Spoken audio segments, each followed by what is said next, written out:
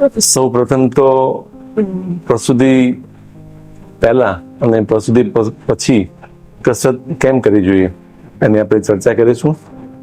તો જો પ્રસૂતિના સમયે જો કસરત કરવામાં આવતી નથી અથવા તો ડિલિવરી થઈ ગયા પછી જો કસરત જો નથી કરતા તો મોટા ભાગની મહિલાઓમાં કમરના ભાગે અને પગનો દુખાવો બહુ જ જોવા મળે છે અને એમના પેરાના સ્નાયુઓ ઢીલા થઈ જતા હોય છે.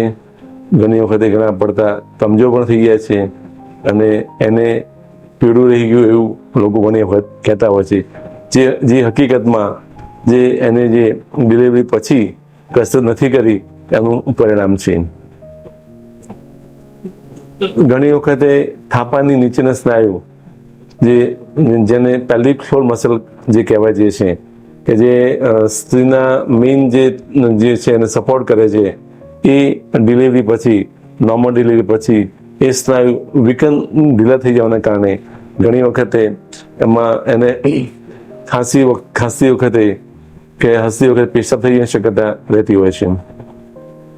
કસરતના અભાવે ઘણી વખત ઘણા દર્દીઓને લોહીનું પરિભ્રમણ ઓછું થવાના કારણે નોર્મલ ડિલિવરી પછી આગા પાકવાની બી શક્યતા રહેતી હોય છે. ખાસ કરીને કરોડરજ્જુનો છેલ્લો ભાગ કે જે કોક્સિક્સ જેને કહેવામાં આવે છે, ટેઇલબોન, એમાં બી દુખાવો જોવા મળતો હોય છે.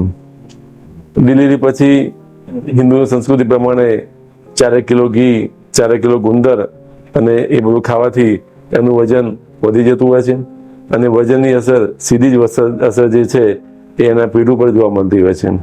એટલે જે બેનનું દેખાવ કે એનું વજન જે પ્રસૂતિ જે પહેલા હોય છે એના કરતા 5 થી 6 કિલો વધી જતો હોય છે અને જેના કારણે જેની અસર એના સ્નાયુ પર જોવા મળતી હોય છે. વજન વધવાથી એના સ્નાયુઓ એકદમ લબડી પડતા હોય છે, સાધારણ દુખાવો બી થતો હોય છે અને છીંક ખાતી વખતે પેશાબ થઈ જાય, ક્યારેક પેશાબ ના પણ રોકી શકાય. તો આ બધી સમસ્યાઓના નિવારણ માટે શક્ય એટલી વહેલી તકે જો તમે પ્રેગ્નન્સી વખતે જો કસરત જો નથી કરતા તો એ ચાલુ કરી દેવી જોઈએ, જેના કારણે તમારે નોર્મલ ડિલિવરી થવાની શક્યતાઓ ઘણી વધી જાય છે. અને ડિલિવરી થઈ ગયા પછી અને ઓપરેશન કર્યા પછી જો તમારે ઓપરેશન છે તો 1.5 મહિના પછી તમે ભારે કસરત ચાલુ કરી શકો છો અને જો નોર્મલ ડિલિવરી છે તો બીજા ત્રીજા દિવસે બી તમને ટાંકામાં જો દુખાવો ના હોય તો એની કસરત તમે ચાલુ કરી શકો છો. આભાર. બંને હાથની વચ્ચે કઠણ તકીઓ કે રબરનો દડો રાખીને બે હથેળીની વચ્ચે પકડવાનું છે અને ધીરે ધીરે એને દબાણ વધારતા જવાનું છે અને ઓશિકું દબાવવાનું છે. દબાણ વધુ ન પાય ત્યાં સુધીની પોઝિશનમાં દબાણ ચાલુ રાખીને 5 સુધીની ગણતરી કરવાની છે.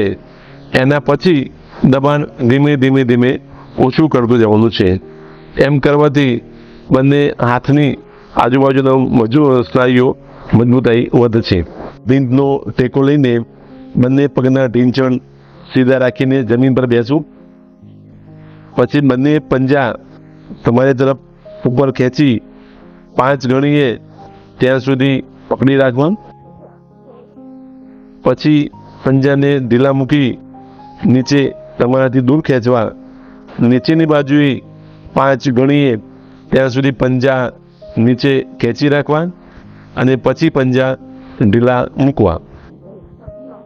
પછી બંને પંજાની સાથે ખેંચતા ખેંચતા ધીરે ધીરે ગોળ બહારથી અંદર તરફ અને અંદરથી બહાર તરફ ફેરવવા. આ કસરત 5 વખત કરવાની છે. આ કસરતથી જ્યારે બી પ્રેગ્નન્સી વખતે પગમાં નસ પર નસ ચડી જતી હોય અથવા તો પગમાં સોજો આવતો હોય તો આવા સમયે આ કસરત કરવાથી એમાંથી આપણને રાહત મળે છે. સૌ પ્રથમ જમીન પર સીધા સૂવાનું છે અને પછી બંને ઢીંચણને વારીને બંને ઢીંચણની વચ્ચે ઓશિકું મૂકવાનું છે અને ઓશિકાને બંને ઢીંચણથી દબાવવાનું છે શક્ય એટલું વધારે દબાણ આપવાનું છે.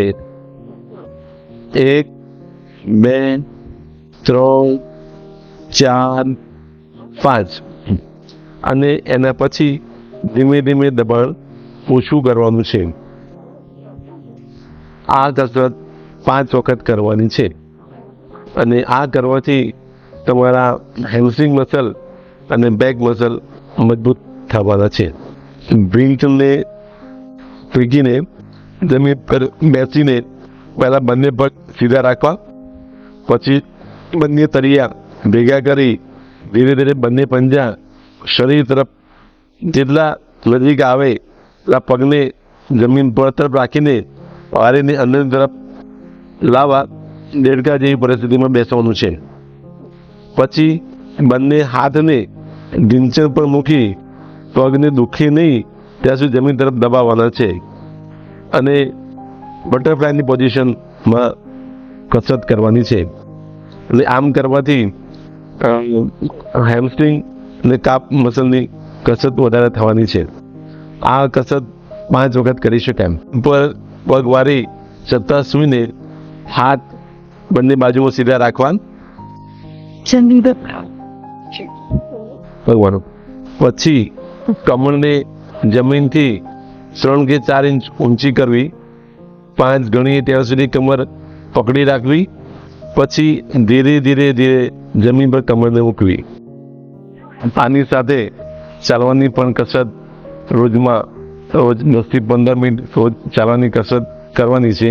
નિયમિતપણે ઘરે બી જ્યારે પણ ટાઈમ મળે ત્યાં સુધી નોર્મલ પોઝિશનમાં ચાલવાનું છે. આની સાથે સાથે જ્યારે પણ ઘરે ટાઈમ મળે ત્યારે આ રીતે ઘરની સીડી ઓછામાં ઓછું 8 થી 10 વખત ઉપર નીચે ચડવાની ઉતરવાની કસરત કરવાની છે, જેના કારણે તમને પગના સ્નાયુની પણ કસરત મજબૂતાઈ બની રહેશે, જે નોર્મલ ડિલિવરી કરવા માટે તમારું જે સ્ટેમિના વધારવા માટે ઘણી જ અગત્યની છે.